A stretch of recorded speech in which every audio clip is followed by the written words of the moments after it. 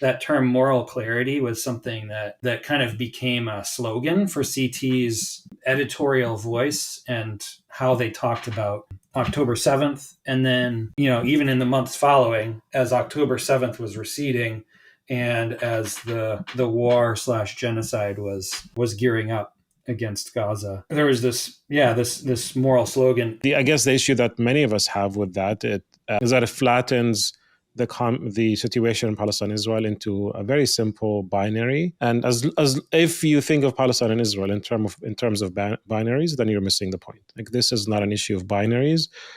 It's not a biblical way. It's not a Christian way to think about the other as the evil one, because the evil one, the bad, is the one that you should destroy according to our human logic.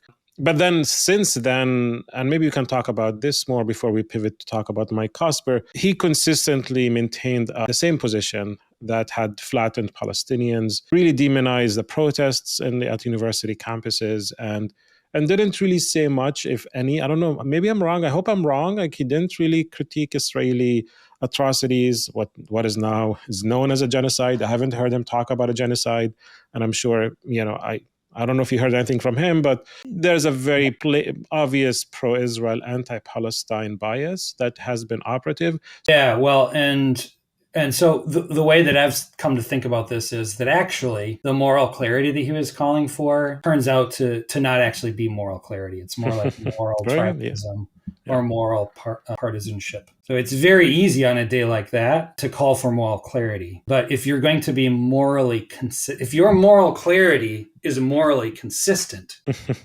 then you will call for that on day 2 and day 3 and day 4 and day 700. And I don't even know what day we're in right now. And that didn't happen.